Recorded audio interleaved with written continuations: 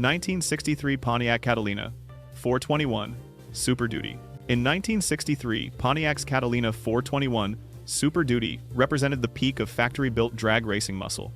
It carried a 421 cubic inch V8 that produced over 400 horsepower, fed through heavy-duty internals and tuned for straight-line speed. Pontiac engineers hand-assembled these cars for racers, stripping weight and reinforcing drivetrains to survive quarter-mile punishment. Then General Motors stepped in. In January 1963, GM's corporate ban on racing forced every division to pull out of sanctioned motorsports.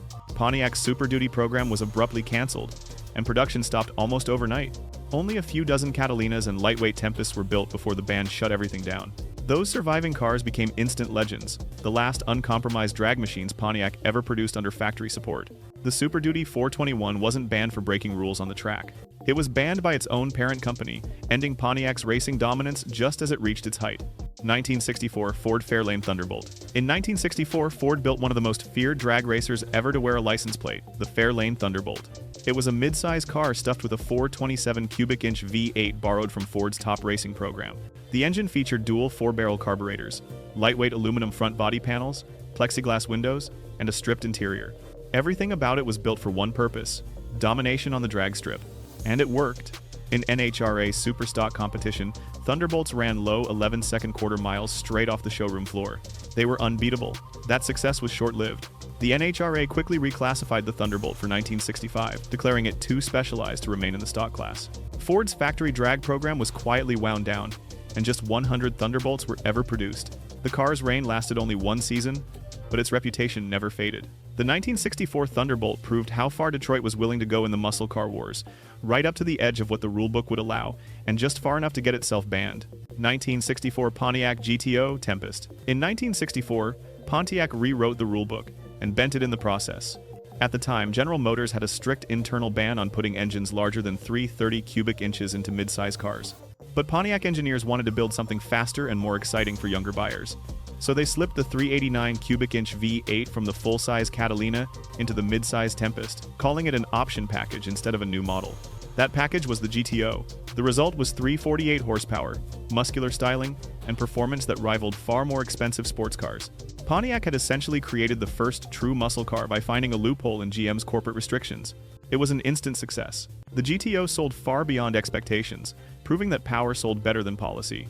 But it also forced GM executives to revisit their own rules, since Pontiac's forbidden engine size had publicly defied company policy. The 1964 GTO wasn't banned after it hit the market, it was born banned. And in doing so, it sparked a horsepower revolution that every Detroit automaker soon joined.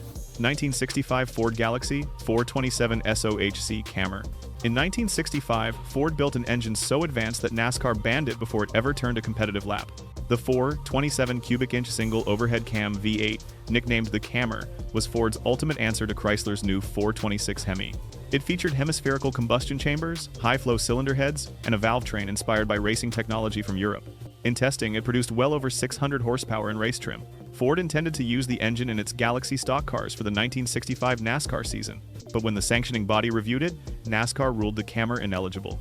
The reasoning was simple: it was considered a special racing engine, not a true production power plant since it wasn't offered in customer cars. That ruling sidelined Ford's most powerful engine overnight.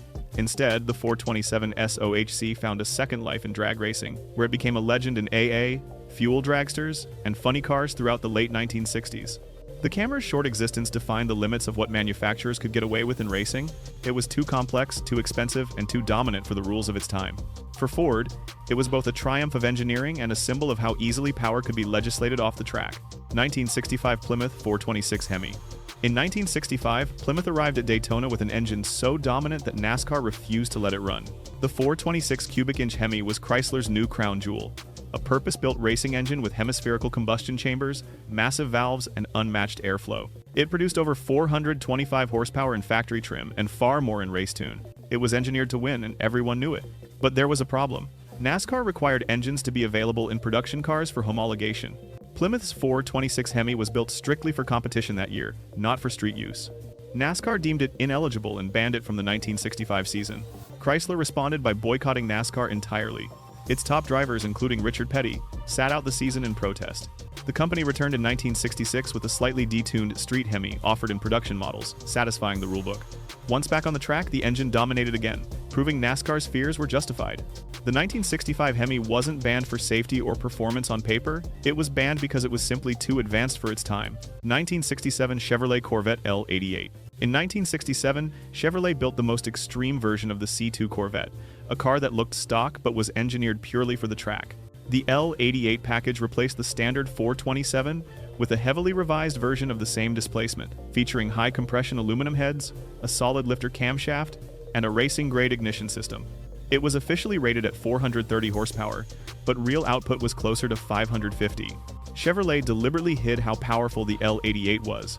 The car came without a radio, heater, or air conditioning, and it required 103-octane fuel that wasn't available at regular pumps.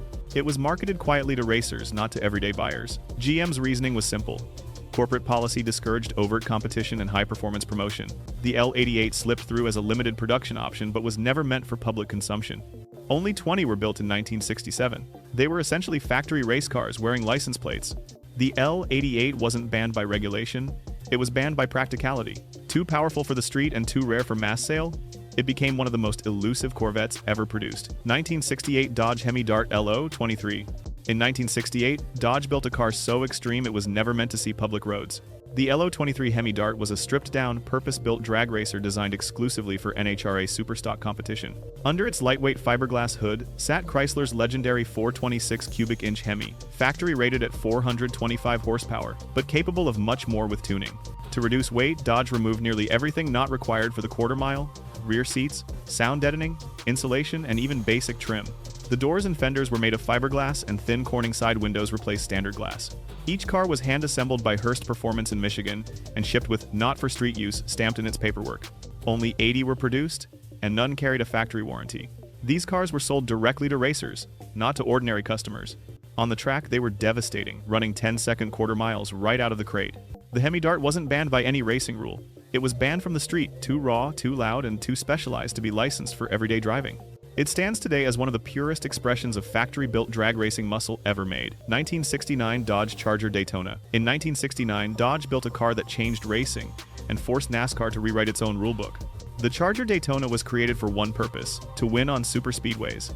Engineers gave it a pointed aerodynamic nose, a massive 23-inch rear wing, and a 440 cubic inch or 426 Hemi V8 under the hood. The design cut drag so effectively that the Daytona became the first NASCAR stock car to exceed 200 miles per hour. That kind of dominance didn't go unnoticed. Competitors complained and NASCAR soon stepped in. For the 1971 season, new rules restricted wing height and imposed engine displacement limits on aero cars. The Daytona and its cousin, the Plymouth Superbird, were instantly made uncompetitive. Only about 500 road-going versions were built to meet homologation requirements, and they sold slowly at first. But their reputation grew as time passed.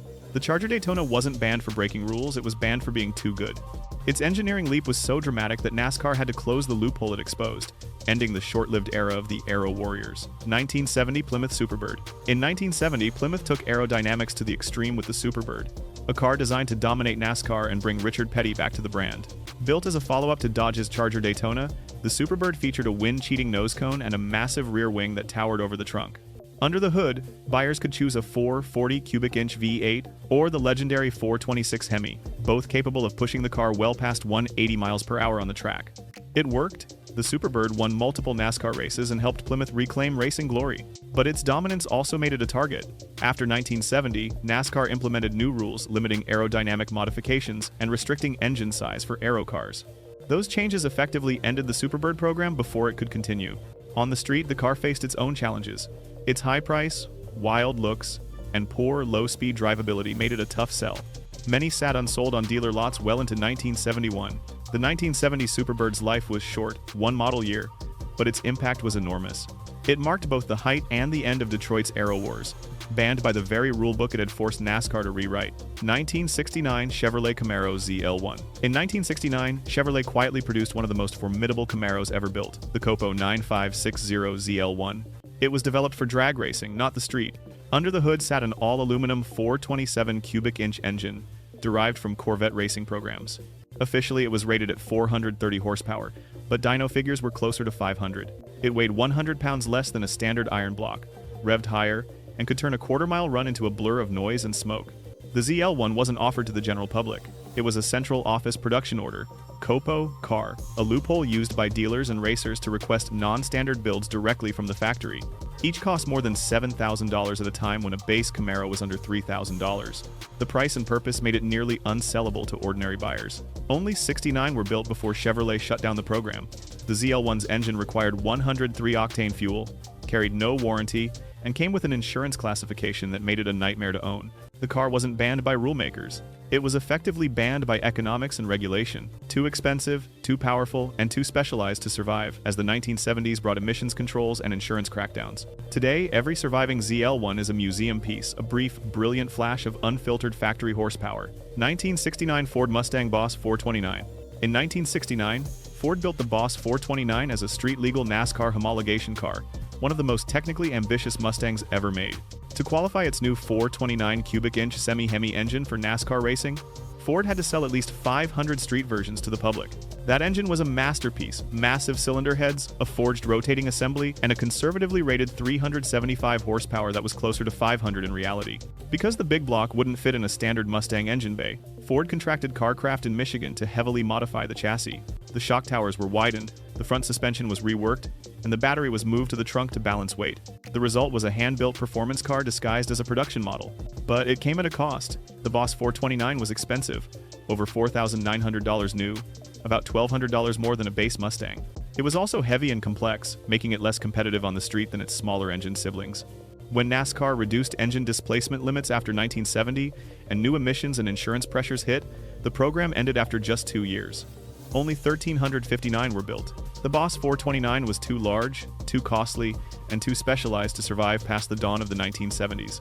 Yet for that brief window, it stood as Ford's ultimate expression of factory muscle engineering.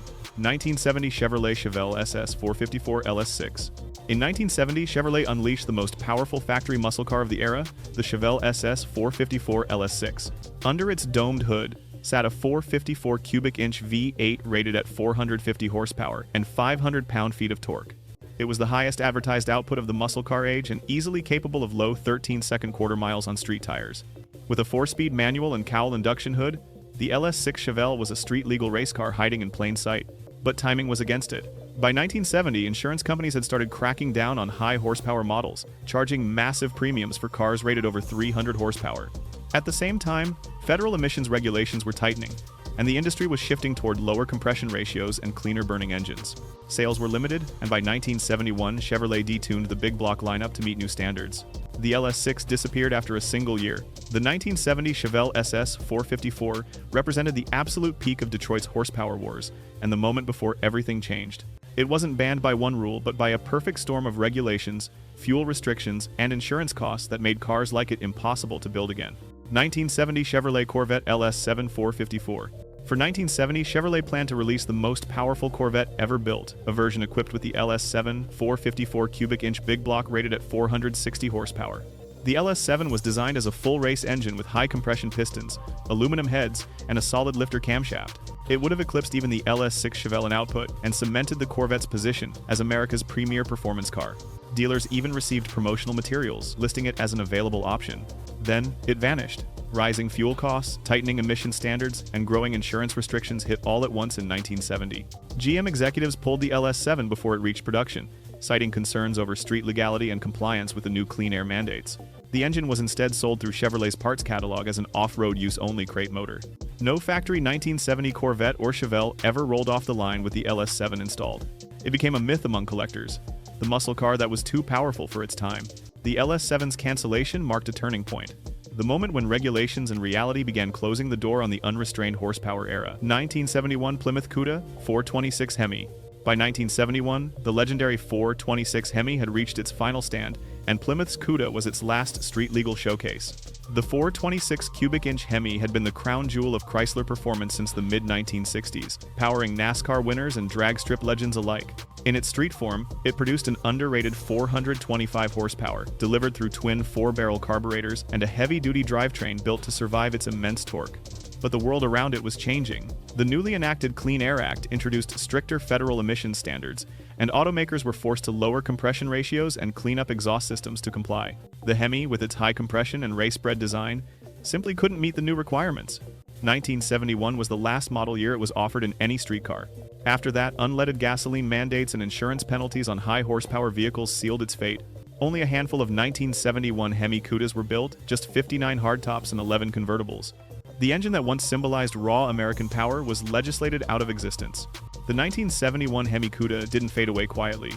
It went out as the final roar of the classic muscle car era. 1972 Plymouth Roadrunner 440 plus 6. By 1972, the Roadrunner's wildest option, the 446 barrel, was already on borrowed time. The 440 plus 6 setup, with 3 two-barrel carburetors and a factory rating of 390 horsepower, had been one of Chrysler's defining high-performance engines. It gave the late 1960s Roadrunners and Cudas their signature punch, immediate throttle response, and relentless mid-range power. But federal emissions regulations changed everything. The Clean Air Act's new standards forced automakers to lower compression ratios and detune engines to reduce pollutants. Multi-carburetor setups like the 6-barrel couldn't meet those rules.